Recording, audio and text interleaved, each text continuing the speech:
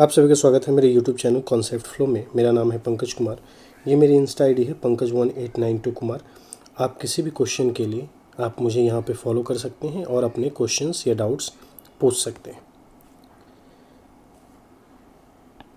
Last video में मैंने आपको सिमिलैरिटीज़ के बारे में समझाया था कि सिमिलैरिटीज़ वो होता है अगर दो कोई फिगर हैं और उन दो फिगर के अगर एंगल्स इक्वल हों और उनके कॉरस्पॉन्डिंग साइड्स का जो रेशियो हो अगर वो सेम हो तो ऐसे दो फिगर को हम सिमिलैरिटी कहते हैं। लेकिन इस चैप्टर में हमें सिमिलैरिटीज़ ऑफ ट्रायंगल्स के बारे में पढ़ना है। तो कोई दो ट्रायंगल सिमिलर कब होंगे, तो बस दो बातें याद रखिए। जब उनके कॉरस्पॉन्डिंग एंगल्स क्या होंगे, इक्वल होंगे, और जब उनके कॉरस्पॉन्डिंग साइड्स जो हैं उनका जो रेशियो होगा अगर वो सेम होगा तो उसको हम बोलेंगे सिमिलर ट्रायंगल्स कहेंगे। सिमिलैरिटीज़ ऑफ ट्रायंगल के बारे में जो कॉन्सेप्ट दिया वो थेल्स ने दिया। थेल्स एक ग्रेट मैथमेटिशियंस थे और इन्होंने ही सबसे पहले इसके बारे में बताया। हमारे एनसीईआरटी में एक एक्टिविटी गिवन है, एक्टिविटी 2। इसके बारे में मैं आपसे डिस्कस करना चाहता हूँ कि इस एक्टिविटी में बेसिकली है क्या। देखिए, इस एक्टिविटी में बहुत ही सिंपल सी चीज़ें हैं, बस ध्यान देना है। पहले बोलता है कि आप एक एंगल को ड्रॉ कर लो और उसका नाम रख लो एक्स से वाई। आप कुछ भी रख सकते हो, मैं आपको बना करके दिखाऊंगा। फिर क्या करना है, जो एक एक्स आर्म है, एक्स आर्म को 5 पॉइंट्स में, इक्वल पॉइंट्स में डिवाइड करना है। ठीक है ना, P Q D R and B, इनमें हमने क्या कर लिया, डिवाइड कर लिया। ऐसे डिवाइड करना है कि ए पी इक्वल हो पी क्यू के। ठीक है ना, ये ए पी जो है ना वो पी क्यू के क्या होना चाहिए, इक्वल होना चाहिए। क्यू डी, अब पी क्यू किसके इक्वल होना चाहिए, तो क्यू डी के इक्वल होना चाहिए। और क्यू डी किसके इक्वल होना चाहिए, तो डी आर के इक्वल होना चाहिए। और डी आर आर बी के इक्वल होना चाहिए। यानी कि ये सभी आपस में इक्वल होने चाहिए। फिर क्या करना है, फिर हमें बी से एक लाइन ड्रॉ करना है जो इंटरसेक्ट करे ए वाई को सी पर। ए वाई को कहाँ करें, सी पर। तो देखो, बी से हमने क्या किया, एक लाइन ड्रॉ किया, ये वाला है ना, ये लाइन हमने ड्रॉ कर लिया। तो देखो इसने क्या किया, ये जो लाइन है ए वाई लाइन है, इस ए वाई लाइन को सी पॉइंट पर इसने क्या कर दिया, इंटरसेक्ट कर दिया। फिर उसी तरीके से क्या करना है कि डी पॉइंट से अब बी सी के पैरेलल, ये जो बी सी है ना, ये बी सी के पैरेलल डी से एक लाइन खींचनी है। तो हम क्या करेंगे, डी से एक लाइन खींच देंगे। ठीक है, ए सी एट ई। ठीक है ना, ए सी पे ये देखो, ये ए सी लाइन है, इस पर हम ई से क्या कर देंगे, लाइन को ड्रॉ कर देंगे यहाँ डी से।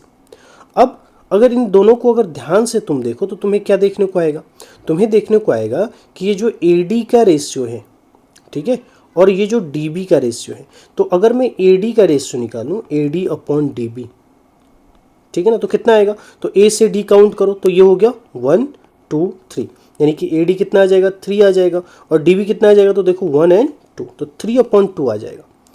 फिर इसी तरीके से अगर तुम ए ई और ई सी का अगर रेशियो निकालोगे, ठीक है ना, ए ई का और ई सी का, तो ये भी कितना आएगा, 3/2 आएगा। ये एक्टिविटी बस हमें यही समझा रहा है, ठीक है ना, कि अगर तुमने इस तरीके से किया तो इनका जो साइड है, साइड का रेशियो क्या आएगा, सेम आएगा। और सेम आएगा तो ये कब सेम आ रहे हैं, तो ये सेम आ रहा है तब जब ये दोनों लाइंस एक दूसरे के क्या हो गए, पैरेलल हो गए। इस एक्टिविटी में यही है। और यही एक्टिविटी जो हमें बता रहा है जिस कॉन्सेप्ट के बारे में, उसे हम कहते हैं बेसिक प्रोपोर्शनैलिटी थ्योरम, बीपीटी। ठीक है ना, इसी के बारे में थेल्स ने हमें क्या किया था, बताया था। और हम एक बीपीटी थ्योरम है हमारे इस चैप्टर में जिसको हम अच्छे से समझेंगे कि आखिर उसको कैसे प्रूव करते हैं। लेकिन बेसिकली थेल्स ने इसके बारे में कैसे बताया, इसके बारे में भी मैं आपको एक स्टोरी के थ्रू समझाऊंगा।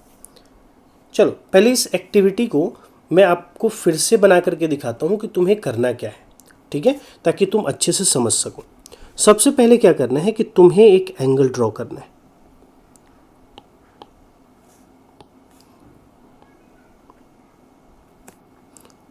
तो एक एंगल हमने क्या कर लिया, ड्रॉ कर लिया। ठीक है, ये एक एंगल है। अब इसका कुछ भी नाम तुम रख लो, मैं बुक के अकॉर्डिंग ही रखता हूँ। ये हो गया मेरा ए, ये हो गया एक्स और ये हो गया मेरा वाई। ठीक ठीक है ना, ये एक एंगल ड्रॉ कर लिया। अब एंगल ड्रॉ करने के बाद तुम्हें क्या करना है, तो तुम्हें जो ये एक्स लाइन है, ठीक है ना, ये जो लाइन तुम्हें दिखाई दे रही है, इस लाइन को 5 इक्वल पॉइंट्स में डिवाइड करना है।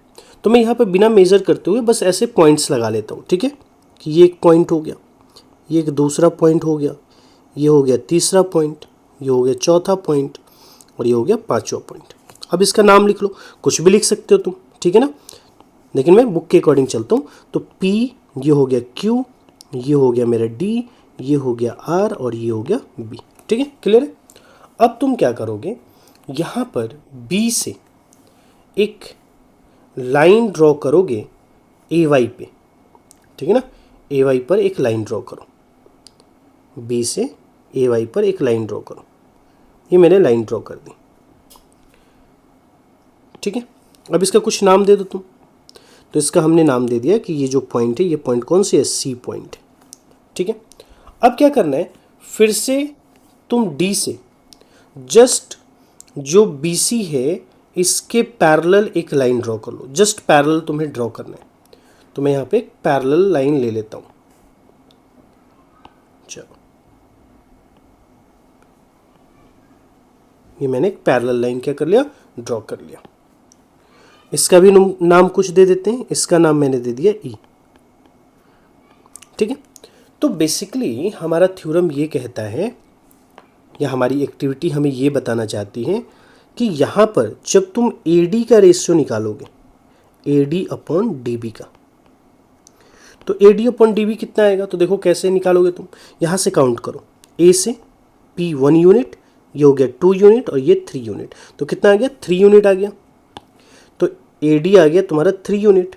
अब DB को काउंट करो ऐसे ही, तो DB को काउंट करोगे तो यहाँ से देखो ये 1 यूनिट हुआ और ये 1 यूनिट, यानी कि 2 यूनिट, यानी कि 3/2 हो गया, ठीक है ना। AD अपॉन DB का रेशियो कितना आया, 3/2 आया।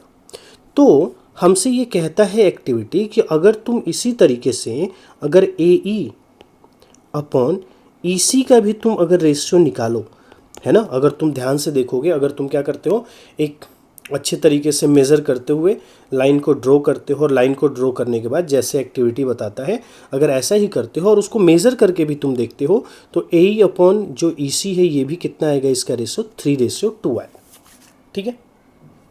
अब ये 3/2 क्यों आ रहा है, क्या रीज़न है 3/2 आने का, तो 3/2 आने का रीज़न ये है कि ये जो CB लाइन है ये ED के क्या है, पैरेलल है। तो ED के पैरेलल है, इसलिए इनका जो साइड का जो रेशियो निकल करके आ रहा है, यानी कि ये जो AD अपॉन DB आ रहा है और AE अपॉन EC आ रहा है, ये कितना आ रहा है, 3/2 आ रहा है।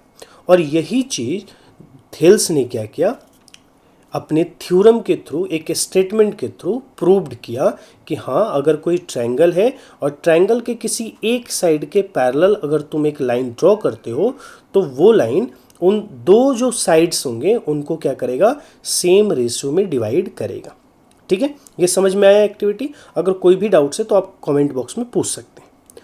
अब मैं आता हूँ कि बेसिकली ये कैसे आया, ठीक है। एक स्टोरी है, स्टोरी ये है कि एक बार जो थेल्स होते हैं ये जाते हैं मिस्र, ठीक है। और मिस्र में आप जानते हैं कि बहुत सारे वहाँ पे क्या हैं, पिरामिड्स हैं। तो ये जाते हैं और ये काफ़ी फेमस रहते हैं। तो वहाँ का एक राजा होता है, वो राजा क्या कहता है, थेल्स से कहता है कि तुम बहुत बड़े मैथमेटिशियन हो, तो हमारे यहाँ जो पिरामिड्स हैं ना, पिरामिड्स के हाइट को मेज़र करके बताओ कि इसकी हाइट कितनी होगी।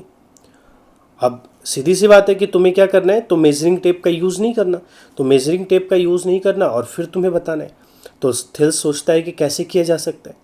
फिर थेल्स के पास एक आइडिया आता है और वो क्या करता है कि सुबह सुबह चला जाता है उस पिरामिड के शैडो को ऑब्जर्व करने के लिए कि कैसा शैडो बनता है। और वो साथ में एक क्या लेकर के जाता है, तो स्टिक लेकर के जाता है और स्टिक को जस्ट पिरामिड के साइड में वो लगा देता है। जब यहाँ सन होती है तो सन से ये शैडो बनता है, तो इस स्टिक की भी शैडो बनेगी और इस पिरामिड की भी शैडो बनेगी, शैडो बनता है। और दोनों ही शैडो को मेज़र कर लेता है और मेज़र करके और उनका रेशियो निकाल लेता है और रेशियो निकाल करके बता देता है कि जो पिरामिड है उसकी हाइट कितनी होगी। क्लियर है। तो यहाँ पे बेसिकली वो क्या करता है, तो हाइट ऑफ स्टिक निकालता है और साथ में अपॉन में क्या कर देता है, तो शैडो ऑफ द स्टिक कर देता है और इक्वल में रख देता है हाइट ऑफ द पिरामिड और शैडो ऑफ द पिरामिड, ठीक है। और उसको रख करके और वो सॉल्व कर लेता है सिमिलैरिटीज़ के रूल से, और इस तरीके से वो पिरामिड की हाइट को क्या कर लेता है, फाइंड आउट कर लेता है। मैंने यहाँ पे लिख भी दिया है, हाइट ऑफ स्टिक अपॉन में शैडो ऑफ स्टिक इक्वल होंगे height of pyramid upon shadow of pyramid की। तो ये कहानी थी जिसके थ्रू थेल्स ने क्या किया था, उस पिरामिड की हाइट को फाइंड आउट किया था। अब चलो, अब हम देखेंगे बीपीटी के बारे में कि बीपीटी बेसिकली कहता क्या है या उसके स्टेटमेंट क्या है। तो देखो, ये हमारा है हमारे बुक में थ्योरम 6.1 कहता है कि if a line is drawn parallel to one side of a triangle to intersect the other two sides in distinct point, the other two sides are divided in the same ratio. The basic proportionality theorem, now known as the Thales theorem for the same। कह रहा है कि मान लो कि एक triangle है, मैंने यहाँ पे ट्रायंगल बना रखा है, और ट्रायंगल का क्या करना है कि एक लाइन तुम्हें ड्रॉ करनी है पैरेलल, ठीक है ना, एक साइड के पैरेलल तुम्हें एक लाइन ड्रॉ करनी है। तो वो क्या करेगा, वो इंटरसेक्ट करेगा दो जो अदर साइड्स हैं उसको अलग अलग पॉइंट पे, और जो अलग अलग पॉइंट पे जब उसको वो क्या करेगा, इंटरसेक्ट करेगा, तो वो जो अदर टू साइड्स होंगे वो डिवाइड होंगे किसमें, सेम रेशियो में। चलो समझते हैं। यहाँ पर मेरे पास एक ट्रायंगल है, नाम देते हैं ए बी सी। अब यहाँ पर तुम किसी भी लाइन के पैरेलल एक लाइन को क्या कर सकते हो, ड्रॉ कर सकते हो। तो मैं क्या करता हूँ, बी सी के पैरेलल एक लाइन मैंने यहाँ पे ड्रॉ कर दी, ठीक है ना, ये पैरेलल लाइन हमने क्या कर दिया, ड्रॉ कर दिया। तो इसका कुछ नाम दे देते हैं, ये हो गया मेरा डी और ये हो गया मेरा। तो यहां पे कहता है कि अगर BC पैरेलल है किसके, DE के, तो क्या होगा, इनके साइड का रेशो मतलब ये AD अपॉन में DB इक्वल होगा AE अपॉन EC के। तो मैं इसको क्या लिख सकता हूं, मैं इसको लिख सकता हूं कि AD अपॉन में DB इक्वल होगा किसके, AE अपॉन EC के, ठीक है। अब बच्चे पूछते हैं कि क्या केवल BC के ही पैरेलल लाइन ड्रॉ कर सकते हैं, नहीं, किसी भी साइड के तुम पैरेलल ड्रॉ कर सकते हो। एक और देख लो यहाँ पे, ये भी मैंने नाम ले लिया, सेम फिगर है मेरे पास। अब मैं यहाँ पे पैरेलल किसके ड्रॉ कर देता हूँ, AB के, ये AB के पैरेलल मैंने एक लाइन ड्रॉ कर दी, ठीक है। तो AB के पैरेलल लाइन ड्रॉ कर दी, इसका भी कुछ नाम दे दो, इसका नाम दे देते हैं D दे देते हैं, इसका नाम E दे देते हैं। तो यहाँ पर भी सेम कॉन्सेप्ट लगेगा। यहाँ पे क्या लगेगा, यहाँ पर तुम चाहो तो A से शुरू कर दो, मन करे तो तुम C से शुरू कर दो। तो यहाँ पे क्या होगा, जब लाइन पैरेलल्स होंगे तो तुम लिख सकते हो CD अपॉन में DA, और क्या होगा CE अपॉन में EB। तुम चाहो तो ऐसे भी लिख सकते हो AD अपॉन में DC और DE अपॉन में EC, ठीक है, ऐसे लिख सकते हो। तो यहाँ C से शुरू करोगे तो ज़्यादा तुम्हारे लिए सही रहेगा। तो इसको हम क्या लिख सकते हैं, क्योंकि यहाँ पर AB के पैरेलल कौन है, AB के पैरेलल है तुम्हारा DE। यहाँ पर ध्यान दो, यहाँ पर क्या था, BC के पैरेलल था DE, ठीक है, यहाँ पर AB के पैरेलल है DE। तो बेसिकली अगर दो साइड्स है ना पैरेलल हो गए आपस में, तो उनके साइड का जो दो अदर साइड्स हैं, तो दो अदर साइड्स कौन कौन से, दो अदर साइड देखो यहाँ पे, ये तो इसके पैरेलल है ना, तो दो अदर साइड ये बनेगा एक साइड, और एक साइड ये बनेगा, ठीक है। तो यहाँ पे हम क्या लिख सकते हैं, इसको लिख सकते हैं CD अपॉन में DA इक्वल होगा CE अपॉन EB के, ठीक है। चलो, अब यहाँ पे थर्ड फिगर को भी देखते हैं ताकि तुम्हें और क्लियरिटी हो जाए। चलो,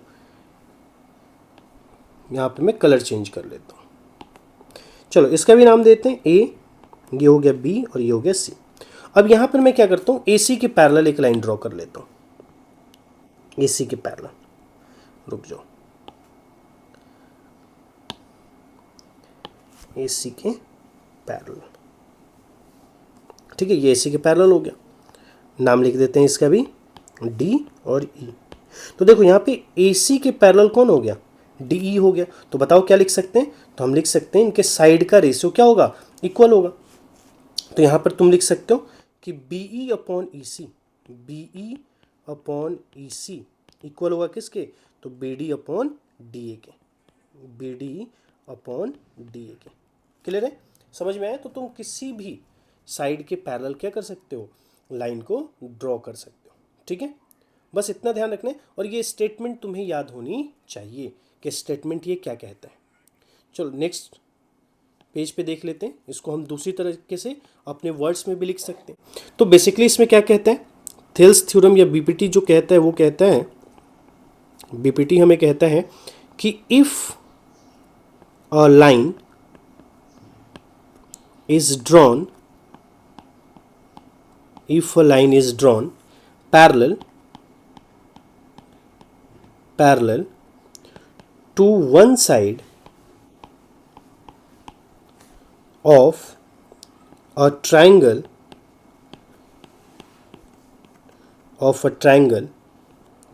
intersecting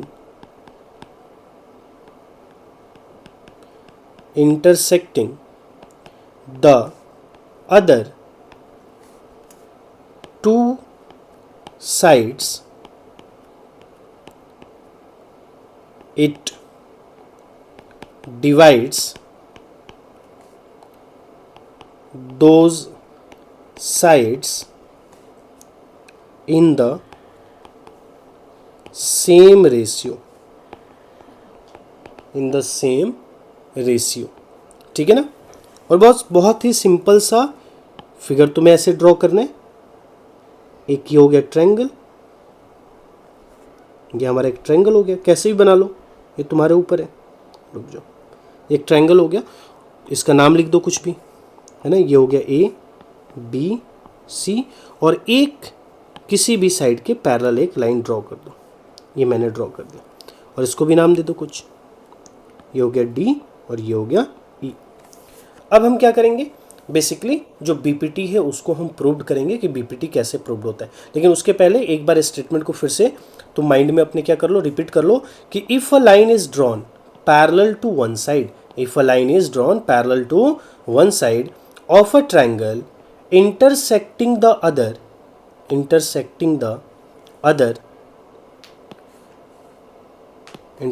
the other two sides, it divides those sides in the same ratio. If a line is drawn parallel to one side of a triangle intersecting the other two sides, it divides those sides in the same ratio. इसी को हम BPT कहते हैं, यानी कि basic proportionality theorem कहते हैं, या थेल्स थ्योरम के भी नाम से जानते हैं, क्योंकि इस थ्योरम को किसने दिया था, थेल्स ने दिया था, इसलिए हम इसे थेल्स थ्योरम भी कहते हैं। नेक्स्ट स्लाइड पे हम क्या करेंगे, जो थेल्स थ्योरम है या बीपीटी थ्योरम है उसको हम प्रूव करेंगे, कैसे प्रूव कर सकते हैं। अब यहाँ पर देखो, यहाँ पर तुम्हें दिखाई दे रहा है एक फिगर, ये हमारे एनसीईआरटी में ऐसे ही दिया है, लेकिन ये कैसे ड्रॉ करते हैं उसको ज़रा समझते हैं, ठीक है। ये जो बुक में दिया है वो उसको रहने दो, हम खुद से ड्रॉ करके देखते हैं। तो सबसे पहले एक ट्रायंगल ड्रॉ करना है। ये एक ट्रायंगल मैंने ड्रॉ कर लिया।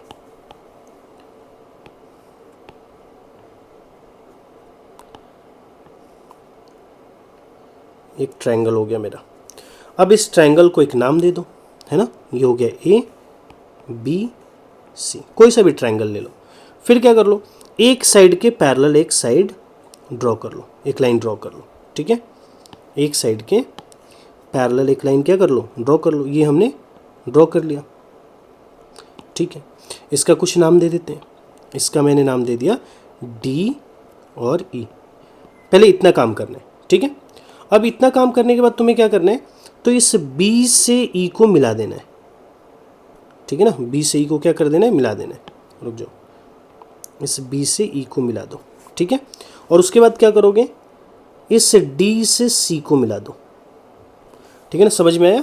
सबसे पहले ए बी सी एक ट्रायंगल बनाना है, फिर बी सी के पैरेलल एक लाइन ड्रॉ करनी है, उसका नाम देना है। फिर तुम्हें क्या करना है, तो बी से ई को मिलाना है और डी से सी को मिलाना है, या सी से डी को मिलाना है। पहले ये काम करो, मतलब फिगर कैसे बनेगा केवल मैं उस पर अभी बात कर रहा हूँ। उसके बाद क्या करना,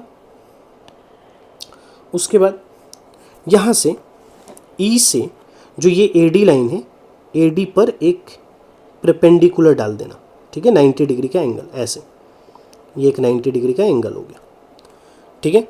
और सेम काम यहाँ से करना है, ए ई पर डी से एक 90 डिग्री का तुम्हें एंगल बनाना है, ऐसे, ठीक है ना। ऐसे बना देना, ठीक है। ये समझ में आया। और इसको भी कुछ नाम दे दो, जो भी तुम नाम देना चाहते हो। डी ई हो गया, यहाँ पे एफ और इसको नाम दे दो जी। ये तुम्हारे ऊपर है, ठीक है। एक बार और बना करके देखते हैं कि आखिर कैसे ये फिगर बन रहा है, ठीक है। क्या करना है, एक तुम्हें ट्रायंगल ड्रॉ करना है। ये ट्रायंगल हो गया, इसका नाम देना है। फिर क्या करना है, तुम्हें नाम देना है। रुको मैं इसको थोड़ा सा ऊपर कर लेता हूँ, ठीक है। इसको नाम दे दो कुछ, तो इसका नाम दे दिया मैंने ABC, ठीक है। सबसे पहले क्या करना है, तो तुम्हें एक ट्रायंगल बनाना है, उसका नाम देना है। फिर BC के पैरेलल एक लाइन, पैरेलल लाइन तुम्हें ड्रॉ करनी है। लो ये एक ड्रॉ कर दिया। अब इसका भी कुछ नाम दे दो तुम। इसका नाम दे देते हैं D और E, ठीक है ना। जो तुम चाहो वो नाम दे सकते हो। इसको मैं हटा देता हूँ। अब देखो उसके बाद तुम्हें क्या करना है, तो उसके बाद इस B से E को मिलाना है, ठीक है ना। B से E को क्या कर देना है, मिला देना है, ठीक है। और उसके बाद क्या करना है, C से D को मिलाना है। C से D को मिलाओ या D से C को मिलाओ, ठीक है। ये सेकंड काम करना है। उसके बाद क्या करना है, तो उसके बाद तुम्हें करना है यहाँ पे कि जो AE लाइन है, AE ये वाला लाइन, इस पर एक परपेंडिकुलर डालना है D से, ठीक है ना। D से एक परपेंडिकुलर डाल दो इस तरीके से, ठीक है ना। और यहाँ पे ऐसे 90 का एंगल बना दो। सेम यही काम करना है कि AD पर, है ना, कहाँ पर, AD पर E से एक परपेंडिकुलर डालना है, तो यहाँ से डाल दो। और यहाँ पर एक 90 का एंगल बनाना है और इसको नाम लिखना है। वो खुद से लिख लो, जो भी तुम्हें नाम अच्छा लगे वो लिख लो। E हो गया तो मैं इसको देता हूँ F और इसको देता हूँ G, ठीक है। इतना समझ में आया। पहले फिगर बनाना सीख लो कि फिगर बनता कैसे है। उसके बाद हम बहुत ही ईजिली इसको क्या कर सकते हैं, प्रूव्ड कर सकते हैं, ठीक है। यहाँ तक समझ में आया। चलो नेक्स्ट हम जाते हैं नेक्स्ट स्लाइड पे। चलो अब हम क्या करते हैं, बीपीटी को प्रूव्ड करते हैं। तो बीपीटी को प्रूव्ड करने के लिए सबसे पहले तुम्हें क्या करना होगा, तो फिगर को बनाना होगा, ठीक है। तो फिगर कैसे बनता है ऑलरेडी मैंने आपको बताया है, फिर भी यहाँ देख लो। मैंने एक ट्रायंगल बना लिया है। अब तुम क्या करोगे, एक लाइन के पैरेलल एक लाइन तुम ड्रॉ करोगे, ठीक है। ये ड्रॉ कर लेते हैं, ठीक है। इसका नाम लिख लो। ये नाम ले लेते हैं, ये है मेरा D और ये है मेरा E, ठीक है। उसके बाद क्या करेंगे, तो यहाँ पर हम D से C को मिला देंगे, तो मिला देते हैं इसको। और फिर B से E को मिला देंगे। ये कंस्ट्रक्शन का पार्ट है, ये हम काम करेंगे, लिखेंगे। और फिर यहाँ पे हम क्या कर देते हैं, यहाँ पे हम बना लेते हैं एक परपेंडिकुलर लाइन, ठीक है। ये रहा, ये परपेंडिकुलर लाइन हो गया, ठीक है। इसका भी कुछ नाम दे दो। ये ले लेते हैं F और ये हो जाता है हमारा G, ठीक है। बस ये काम करना है। अब देखो, अब ये गिवन से स्टार्ट होगा। गिवन से हम लिखना क्या करेंगे, स्टार्ट करेंगे। तो सबसे पहले आता है गिवन, कि हमें क्या क्या दिया हुआ है, ठीक है। तो सबसे पहले अगर तुम देखो तो क्या दिया हुआ है, तुम्हें एक ट्रायंगल दिया हुआ है ABC, ठीक है ना। ABC दिया हुआ है। तो मैं यहाँ पर लिखता हूँ कि एक ट्रायंगल है मेरे पास। ट्रायंगल क्या है, ABC, ठीक है। ये दूसरा तुम्हें इसमें क्या दिया रहता है, तो दूसरा तुम्हें दिया रहता है, अगर तुम्हें बीपीटी थ्योरम याद हो कि if a line is drawn parallel to one side, है ना, यानी कि ये लाइन जो पैरेलल लाइन है ना, ये दिया रहता है, ठीक है। तो पैरेलल लाइन को हम यहाँ पे लिख लेते हैं। क्या है पैरेलल लाइन हमारे पास, तो पैरेलल लाइन है कि BC पैरेलल है DE के। यहाँ तक समझ में आ गया। चलो अब यहाँ तक जब समझ में आ गया तो हमें प्रूव्ड क्या करना है वो लिखना होता है, ठीक है। टू प्रूव दैट, ठीक है। हमें क्या प्रूव करना है, तो हमें ये प्रूव करना है कि इनके साइड का रेशियो है ना, AD अपॉन में DB क्या होगा, इक्वल होगा AE अपॉन EC के। तो इसी बात को मैं यहाँ पे लिख देता हूँ, ठीक है, कि AD अपॉन में DB इक्वल होगा AE अपॉन EC के, ठीक है ना। यही तो कहता है जो बीपीटी थ्योरम है, वो यही बात कहता है कि इनके साइड का जो रेशियो होगा वो क्या होगा, सेम होगा। यही बात मैंने यहाँ पर लिख दी। अब क्योंकि देखो ये सारी चीज़ें जो मैंने पहले ही करके तुम्हें दिखा दी कि फिगर कैसे बनता है, ये जो मैंने यहाँ पे ज्वाइन किया, ये जो मैंने यहाँ पे परपेंडिकुलर लाइन बनाया, तो ये मुझे कंस्ट्रक्शन में लिखना होगा कि हमने क्या कंस्ट्रक्ट किया। तो जो थर्ड स्टेप आएगा वो आएगा तुम्हारा कंस्ट्रक्शन। कंस्ट्रक्शन, ठीक है। तो कंस्ट्रक्शन में हम क्या कर रहे हैं, ज्वाइन कर रहे हैं, ठीक है। किससे किसको ज्वाइन कर रहे हैं, तो यहाँ पे मैं ज्वाइन कर रहा हूँ बी से सी ई को, बी से ई को और डी से सी को। तो मैं यहाँ पे लिखूंगा कि join B E and D C, ठीक है, या सी डी। ये हमने ज्वाइन कर लिया। किसको किसको ज्वाइन किया, तो बी ई को ज्वाइन कर लिया और साथ में सी डी को ज्वाइन कर लिया। ये हमने किया। दूसरा हमने क्या किया, तो दूसरा हमने परपेंडिकुलर लाइन डाला है, ये देखो ये डाला है, ठीक है। तो इसको भी लिखना होगा। तो यहाँ पे हम क्या लिखेंगे कि हमने ड्रॉ किया, क्या क्या ड्रॉ किया है, तो ड्रॉ किया है हमने ई एफ, ठीक है ना। हमने ई एफ ड्रॉ किया, ये देखो ई एफ किस पर, ए डी पर। तो यहाँ पर मैं लिखूंगा ड्रॉ ई एफ परपेंडिकुलर किस पर, ए बी लिख लो, ठीक है ना, ए बी। ये पूरे पर ही परपेंडिकुलर है, ये पूरे पर ही क्या है, परपेंडिकुलर है इस ए बी पर। और वैसे ही फिर मैं यहाँ पे क्या लिखूँगा कि ये जो डी जी है ना, डी जी, ये परपेंडिकुलर है किस पर, ए सी पर। ये परपेंडिकुलर है किस पर, ए सी पर। ध्यान से देखो जो मैंने लिखा है कि ई एफ है ना, ये वाला देखो ई एफ परपेंडिकुलर है किस पर, ए बी पर, ये पूरे पर ही है। और वैसे ही ये जो डी जी है ये परपेंडिकुलर है किस पर, ए सी पर। तो ये कंस्ट्रक्शन का पार्ट हुआ, ठीक है।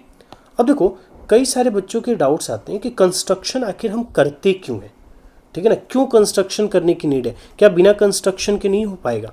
देखो बिना कंस्ट्रक्शन के करने के लिए चाहे तो हो जाएगा, लेकिन कंस्ट्रक्शन इसलिए हम करते हैं ताकि जो हमारा जो प्रूफ है, ठीक है ना, उस प्रूफ को तुम क्या कर सको, विजुअली दिखा सको कि बेसिकली तुम किस तरीके से प्रूफ कर रहे हो, तो विजुअली दिखा सको। लॉजिकली तुम किसी को समझा सको कि आखिर इसका लॉजिकल क्या है, किस पॉइंट से तुम इसको प्रूव कर रहे हो। तो प्रूव्ड या कंस्ट्रक्शन हम इसलिए करते हैं क्योंकि विजुअली हम चीज़ों को दिखा सके, लॉजिकली चीज़ों को समझा सकें, ठीक है। इसलिए हमें करने की नीड होती है।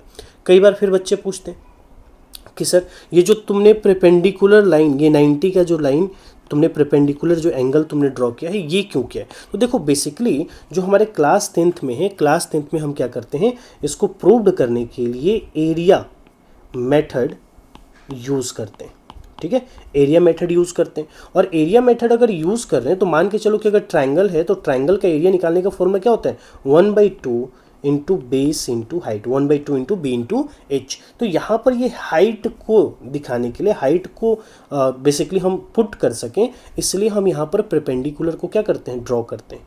नहीं तो हमें ड्रॉ करने की कोई नीड नहीं थी। तो ये समझ में आ गया। अगर कोई पूछता है आपसे कि कंस्ट्रक्शन बेसिकली क्यों करते हैं, तो कंस्ट्रक्शन हम इसलिए करते हैं ताकि उस प्रूफ को विजुअली और लॉजिकली हम समझा सकें।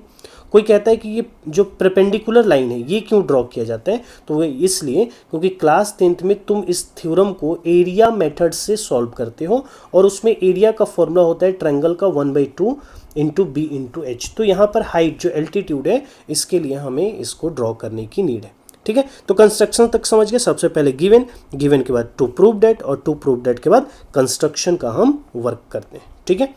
अब मैं इसी को क्या कर देता हूँ, मिटा करके, और फिर आगे बढ़ता हूँ कि आगे हम इसमें क्या क्या कर सकते हैं।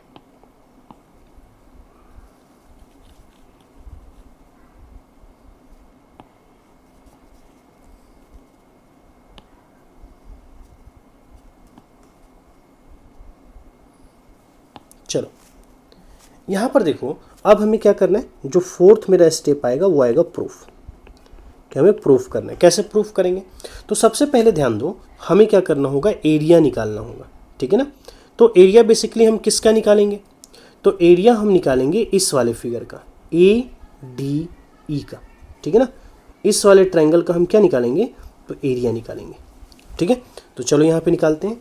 तो मैं लिखूँगा area of triangle A D ई।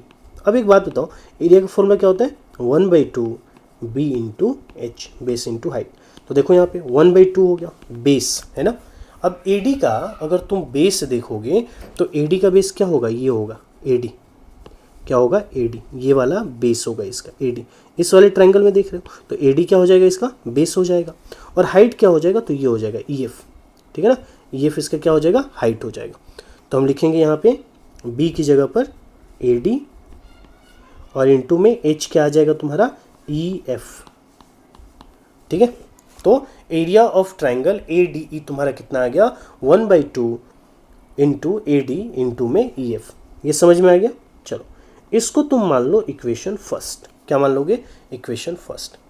ऐसे ही तुम क्या करोगे, अब जो नीचे तुम्हारा ये जो फिगर तुम्हें दिखाई दे रहा है, ठीक है ना, ये वाला ट्राइंगल, ठीक है ना, बी डी ई ट्राइंगल।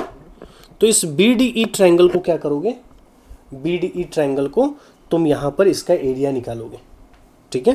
तो चलो यहाँ पे एरिया निकालते हैं। तो लिखोगे तुम area of triangle B D E और सेम वही फॉर्मूला 1/2 बी इंटू एच। तो 1/2 हो गया।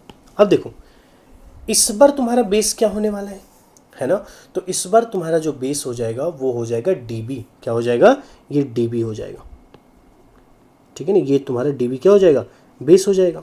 और हाइट क्या होगा, तो हाइट देखो ये होगा, ई एफ होगा, ठीक है ना। ये तुम्हारा ई एफ, क्योंकि ये इस पर परपेंडिकुलर लाइन है। पहले ही बताया मैंने कि ये जो परपेंडिकुलर है किस पे है, तो देखो ए बी पर है। तो ए बी पर है तो इस वाले पर है, तो पूरे के लिए यही क्या होगा, हाइट होगा, यानी कि परपेंडिकुलर होगा। तो क्या आ जाएगा, बी आ जाएगा तुम्हारा यहाँ पर डी बी और हाइट क्या आ जाएगा तुम्हारा ई एफ, ठीक है। ये आ गया इक्वेशन सेकेंड। अब देखो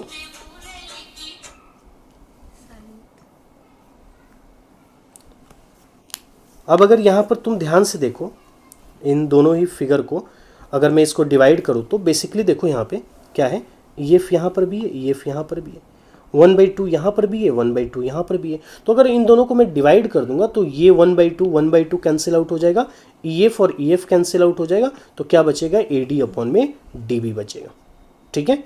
चलो मैं इसको नेक्स्ट यहाँ पे लिखता हूँ। अब देखो यहाँ पे हमने क्या कर लिया, दोनों का एरिया निकाल लिया। तो अब हम क्या करेंगे, दोनों के एरिया को डिवाइड करेंगे, ठीक है ना। डिवाइड इक्वेशन 1 एंड 2, 1 एंड 2 को डिवाइड कर दो। तो यहाँ पे क्या लिख सकता हूँ, area of triangle A D E upon में area of triangle B D E, ठीक है। ये जो यहाँ है ना, ये और ये मैंने लिख दिया। अब इनका जो एरिया आया है वो लिख दो। तो एरिया क्या आया है, 1/2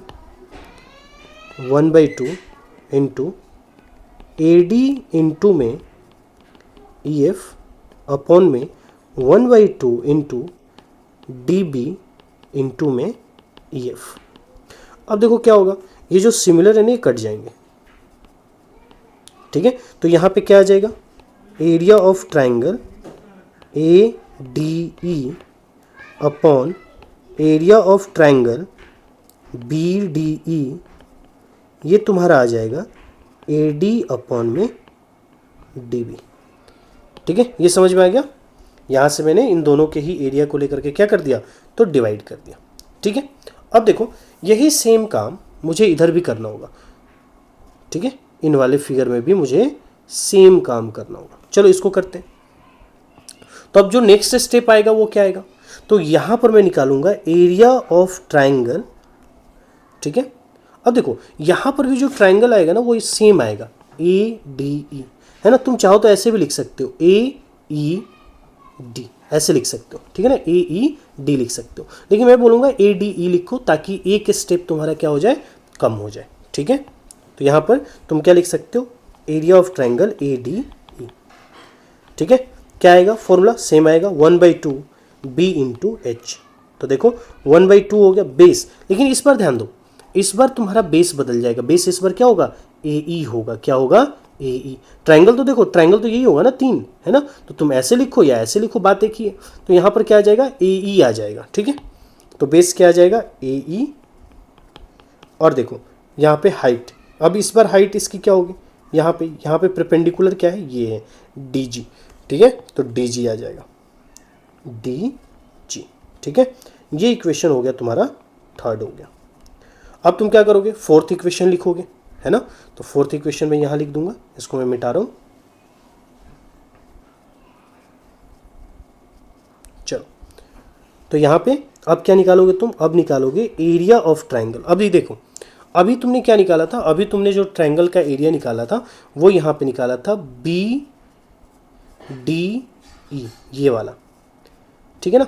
अब तुम क्या निकालोगे, अब तुम ये निकालोगे डी ई सी, ये वाले ट्राइंगल का एरिया निकालोगे, ठीक है, समझ में आया। चलो, तो यहाँ पर हम लिख सकते हैं एरिया ऑफ ट्राइंगल, ठीक है, बी डी ई लिया था तो यहाँ पे लिख सकते हो सी ई और डी, ठीक है। फॉर्मूला सेम रहेगा, 1/2 बेस इंटू हाइट, तो 1/2 हो गया। अब देखो इस बार जो बेस है वो बेस क्या है, तो यहाँ पर जो बेस है वो हमारा क्या है, ई सी है, ठीक है ना, ये बेस है, और हाइट तुम्हारा क्या रहेगा, यही रहेगा, ठीक है। तो चलो, तो बेस तुम्हारा क्या हो गया, बेस हो गया ई सी या सी ई लिख लो, इनटू में हाइट क्या हो जाएगा, तो हाइट हो जाएगा ये डी जी, ठीक है ना। तो डी जी तुम्हारा हाइट हो गया डी जी, ये हो गया इक्वेशन फोर्थ। अब देखो सेम इसको भी डिवाइड कर दो, तो डिवाइड करोगे तो क्या हो जाएगा, 1/2 कैंसिल हो जाएगा, डी जी और डी जी कैंसिल हो जाएगा, ठीक है, सेम चीज़ है। तो यहाँ पर भी डिवाइड कर दो, divide equation third and equation fourth. तो इक्वेशन थर्ड को इक्वेशन फोर्थ से डिवाइड कर दो, तो यहाँ पे आ जाएगा area of triangle A D E upon area of triangle C E D, ठीक है।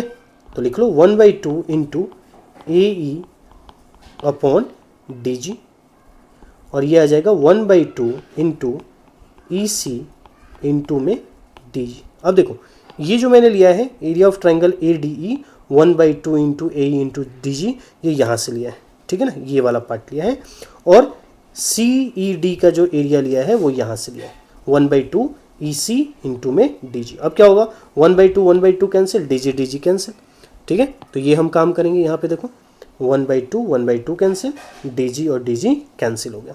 तो यहाँ पर बेसिकली क्या बचेगा, यहाँ पर अगर तुम ध्यान से देखो तो यहाँ पे हमारा बचने वाला है area of triangle A D E upon में area of triangle C E D equal में आ जाएगा तुम्हारा ए ई अपॉन में ई सी, ठीक है ना, ये हमारा आ गया।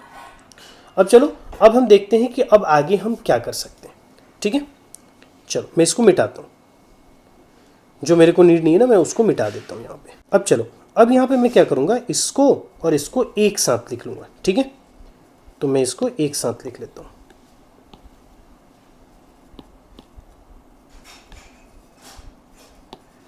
चलो। अब यहाँ पे जरा इनको ध्यान से देखो, यहाँ पर अगर तुम देखोगे तो क्या है, ए डी ई है, यहाँ पर भी ए डी ई है, यानी ये वाला और ये वाला एरिया तो हमारा मैच कर रहे हैं, ठीक है ना। यहाँ पे क्या है, तो area of triangle B D E है और यहाँ पर सी ई डी है, ठीक है। तो यहाँ पर बेसिकली हमें क्या करना होगा, इसको हमें चेंज करना होगा। तो देखो उसको कैसे चेंज करेंगे, है ना, ताकि दोनों तरफ हमारा क्या आ जाए, दोनों तरफ एक आ जाए। अगर दोनों तरफ एक आ गया तो हमारा काम क्या हो जाएगा, बन जाएगा। तो एक बात बताओ, ये जो एरिया है बी डी ई, है ना, तो बी डी ई जो हमारा एरिया है, तो क्या ये मैं लिख सकता हूँ इक्वल किसी के, जरा चेक करते हैं। ये देखो ये है मेरा बी डी ई, ये वाला एरिया, जरा इस वाले एरिया को ध्यान से देखो, है ना, ये जो नीचे वाला है ये रहा, इसको जरा ध्यान से देखो, सी ई डी को, सी ई डी को जरा देखो, सी ई डी कहाँ है, ये रहा सी ई डी, ये वाला। तो क्या ये दोनों इक्वल होंगे, क्या ये दोनों इक्वल हो सकते हैं? अब देखो इक्वल होंगे या नहीं होंगे, ये ज़रा सा आप क्या करो, 1 मिनट के लिए पॉज लेकर के और सोचो। ये हमने क्लास 9th में पढ़ा, क्लास 9th में हमने क्या पढ़ा उसको मैं यहाँ पे बताऊँगा, ठीक है। तो क्लास 9th में एक कॉन्सेप्ट है कि मान लो अगर बेस सेम हो, ठीक है ना, बेस क्या हो, सेम हो, और सेम पैरेलल लाइन हो, जैसे ये दोनों पैरेलल लाइन है और बेस ले लो सेम, और इस पर मान लो कि जो तुम्हारा एरिया बनेगा, है ना, वो हमेशा जो एरिया बनते हो क्या होते हैं, तो सेम होते हैं, इक्वल होते हैं। इसी बात को हमें यहाँ लिखना होगा। तो क्या होता है, तो यहाँ पर मैं लिख सकता हूँ कि triangle B D E and triangle C E D, है ना, ये दोनों ही क्या है, are on the same base, है ना, ये सेम बेस पे है, और वो सेम बेस क्या है तुम्हारा, तो सेम बेस ये रहे डी, ठीक है ना, तो सेम बेस डी ई, इस पर ये दोनों हैं, and between the same parallel lines, है ना। अब ये सेम पैरेलल लाइंस कौन कौन से हैं, तो सेम पैरेलल लाइंस देखो कौन से हैं, बी सी और डी ई, ठीक है ना, B C and D E, ठीक है। तो एक चीज ध्यान रखना, जब ऐसा होता है ना, जब ऐसा होता है कि क्या हो गया कि सेम बेस पर और सेम पैरेलल लाइन के बीच में अगर तुम्हारा दो ट्रायंगल का एरिया जो बनता है वो हमेशा क्या होता है, सेम हो सकता है, मतलब सेम होता ही है। तो मैं क्या लिख सकता हूँ कि area of triangle B D E equal होगा area of triangle C E D के, ठीक है। तो मैंने यहाँ से इसको क्या कर लिया, इक्वल कर लिया, समझ में आया, यहाँ से मैंने इसको क्या कर लिया है, इक्वल कर लिया। मैं इसको बॉक्स में डाल रहा हूँ ताकि तुम इसको अच्छे तरीके से ध्यान रखो, ठीक है। अब देखो, तो अब यहाँ पे बेसिकली क्या हो गया, यहाँ पे ये वाला और ये वाला दोनों इक्वल हो गया, तो ये और ये भी तो इक्वल हो जाएगा। तो मैं क्या लिख सकता हूँ, मैं लिख सकता हूँ area of triangle A D E upon में, अब देखो बी डी ई को तो बी डी ई रहने दो, कोई दिक्कत नहीं है, बी डी ई, ठीक है। तो इसको क्या लिखोगे तुम, ए डी अपॉन में डी बी लिखोगे, ठीक है। अब जरा देखो यहाँ पे सी ई डी को मैं चेंज कर दूंगा, तो मैं इसको क्या लिख सकता हूँ, area of triangle A D E upon में एरिया ऑफ ट्राइंगल। अब देखो मैं यहाँ पे क्या लिख रहा हूँ, तो मैं यहाँ पर लिख रहा हूँ सी ई डी की जगह पर बी डी ई लिख रहा हूँ, लिख सकता हूँ क्योंकि दोनों क्या है, इक्वल में है। तो मैं यहाँ पर लिखूंगा बी डी ई, ठीक है। और इसकी क्या वैल्यू आई थी, ए ई अपॉन में ई सी। अब अगर मान लो कि इसको मैं कुछ नाम दे देता हूँ, इसको मैं नाम देता हूँ इक्वेशन ये मेरा 5 है और ये इक्वेशन मेरा 6 है। तो अब जरा ध्यान से देखो, ये और ये दोनों तो क्या हो गए, इक्वल हो गए। तो क्या ये दोनों भी इक्वल नहीं हो जाएंगे, हो जाएंगे। तो मैं क्या लिख सकता हूँ कि from equation 5th and 6th क्या लिख सकते हैं, तो A D upon D B equal में ए ई अपॉन में ई सी, ठीक है। और यही तुम्हें क्या करना था, प्रूव्ड भी करना था, ठीक है ना। A D upon D B equal में ए ई अपॉन ई सी। यहाँ से देख लो, ये रहा ए डी और ये रहा अपॉन में डी बी और ये रहा तुम्हारा ए ई और ये रहा तुम्हारा ई सी। आई होप कि तुम्हें एक एक कॉन्सेप्ट अच्छे से क्लियर हुआ होगा कि बीपीटी को प्रूव्ड कैसे करते हैं, ये जो सारी चीज़ें हमने की उसको क्यों करते हैं, इसका भी मैंने रीज़न दिया जहाँ पे बच्चों को डाउट्स आते हैं, ठीक है। तो आई होप कि आपको बीपीटी समझ में आ गया होगा। इसको 1 से 2 बार तुम प्रैक्टिस करो, जहाँ पे नहीं समझ में आए तुम कमेंट बॉक्स में क्या करो, बहुत सारे कमेंट्स करो जितने कर सकते हो, जहाँ पे भी डाउट्स हो, है ना, क्यों हुआ, कैसे हुआ, हर एक कॉन्सेप्ट का मैं तुम्हें जवाब दूंगा, ठीक है। नेक्स्ट वीडियो में मैं तुम्हें कन्वर्ज ऑफ बीपीटी कराऊंगा, फिर हम उसके बाद जो इस पे क्वेश्चन है 6.2 के वो हम देखेंगे। तो आप मेरे वीडियो को ज़रूर लाइक करें, चैनल को सब्सक्राइब करें और जो भी आपके डाउट्स हैं वो कमेंट बॉक्स में बताएं और साथ में आप चाहें तो मुझे इंस्टाग्राम भी कर सकते हैं।